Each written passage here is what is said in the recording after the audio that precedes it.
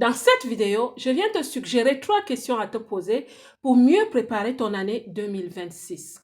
On dit généralement que la réussite est un choix. Elle est aussi une décision. 2025 s'achève et par la grâce de Dieu, si nous voyons 2026, je souhaite que ce soit une réussite pour toi. Alors, la toute première question que je te souhaite de te poser, c'est qui suis-je? Je sais que cette question paraît parfois bateau, mais en fait, elle est massivement le reflet de notre état d'esprit. Je vais te la poser d'une autre façon. Quand on parle de construire la vie, ça nous rappelle construire une maison. Quand quelqu'un te dit « je construis une maison », tu ne vas pas lui poser la question de savoir ta maison va-t-elle ressembler à une hutte, une villa, un bungalow, un châtelet, un château ou un immeuble. Et si c'est un immeuble à combien d'étages? Si la personne te dévoile en fait que c'est un château qu'elle construit, tu vas la regarder avec beaucoup de respect. Parce que construire un château demande beaucoup de caractère déjà, mentalement, émotionnellement, demande un capital financier très élevé. C'est exactement la même chose avec la vie. Maintenant que tu te prépares pour 2026, comment souhaites-tu réussir? Ta réussite ressemblera-t-elle à un château, à un châtelet, à une villa, à un immeuble ou à un bungalow, à une hutte? Tu vois, je viens encore de te parler de l'état d'esprit. Pendant que tu te prépares, comment te prépares-tu? Comme quelqu'un qui construit sa vie comme un château ou alors différemment? Vous savez, la réussite est au reflet de ce que nous désirons. On ne va pas te l'imposer, pourvu que tu réussisses. Alors, quel est ton état d'esprit? Qui es-tu pendant que tu prépares 2026? La deuxième question que je souhaite te suggérer, c'est comment souhaites-tu te sentir en fin 2026? Je sais, nous venons de parcourir 12 mois dans nos têtes, mais en fait, dans la vie, il faut savoir se projeter. Comment souhaites-tu te sentir? Imagine que nous soyons le 31 décembre 2026. Tu es assis, tu es assise. Comment te sens-tu?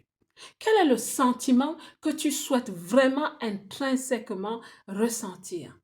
Souhaites-tu te sentir fière, accomplie, joyeuse, heureuse? Quel est le domaine que tu souhaites développer en 2026? Si tu le connais déjà, si tu l'as déjà programmé, tu sais comment tu souhaites te sentir. Tu vois, c'est des questions qui paraissent banales, mais elles sont très profondes.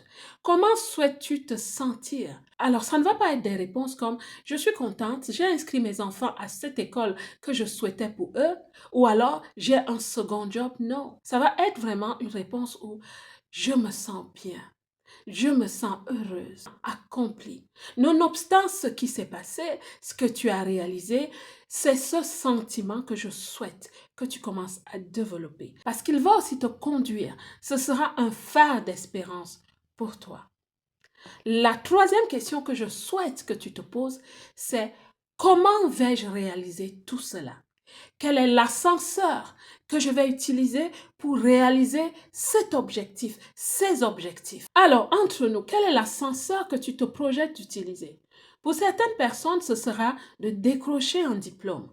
D'autres, ce sera un nouveau boulot. Pour certaines personnes encore, ce sera un voyage révélateur où ils vont se découvrir ou découvrir de nouvelles choses. Quel est ton ascenseur?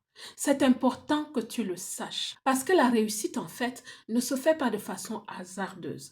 Ceux qui réussissent et réussissent vraiment, ceux qui deviennent riches et deviennent riches comme on dit, sont des personnes qui planifient, sont des personnes qui travaillent sur le pourquoi, mais aussi le comment. Plusieurs personnes qui vivent dans la diaspora en ce moment sont un peu perdues parce que les lois changent. Les décrets qui sont promulgués n'apportent pas beaucoup de sécurité au niveau mental et même émotionnel. Je connais des personnes qui se projettent de changer de pays.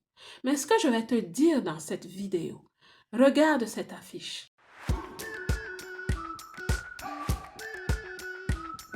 Alors sur cette affiche, tu as vu écrit Playbook. Le playbook professionnel des personnes dans la diaspora. Ces personnes qui travaillent en entreprise, les emplois-preneurs, comme je vous appelle. Ces personnes ont parfois besoin d'un coup de boost, parfois de se réinitialiser totalement.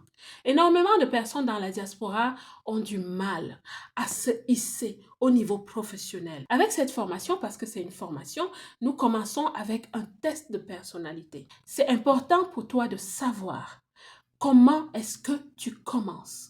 Tu t'évalues toi-même. Tu découvres qui tu es aujourd'hui. Quelle est ta posture personnelle qui va t'aider à grimper l'échelle professionnelle. Nous allons aussi parler de l'identité. Ton identité personnelle et ton identité professionnelle. Et finalement, tu partiras de là avec un plan.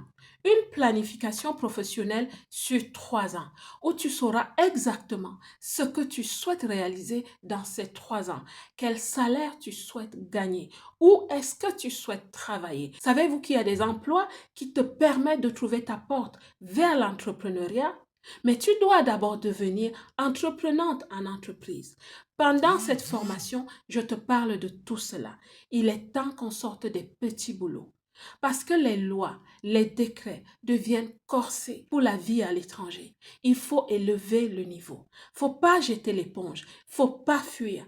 Parce que les pays en Occident en ce moment cherchent des personnes avec des profils élevés. Regardez ce qui se passe au Canada depuis environ 2 ans. Les lois sont claires. Ils ont besoin de personnes avec des profils élevés. L'immigration ne s'arrête pas, mais elle devient très sélective. Alors, je souhaite que tu commences à te préparer avec un mindset de personnes sélectives, élitistes. Ce n'est pas mauvais parce que les pays qui nous accueillent ont une image. Nous devons trouver la résonance. Deviens cette personne qui réussit à l'étranger. Et je te propose donc le playbook du professionnel, de la professionnelle à l'étranger. Sur cette page, je parle aux femmes qui vivent dans la diaspora. Mais avec cette formation, je suis généreuse. Les hommes sont invités. Je vous vois défiler, regardez le lien et certaines s'engagent. Nous devons réussir. Je vous souhaite la réussite. Cette chaîne est une chaîne qui propulse à la réussite. Nous commençons par le mindset. Et si tu vis en Afrique, parce que je sais que plusieurs personnes regardent cette chaîne de l'Afrique, reste jusqu'au bout parce que je fais une petite proposition pour vous tous qui souhaitez transformer votre vie en 2026. Alors, la belle diaspora, que Dieu vous bénisse. Quant à moi, comme d'habitude, je vous aime.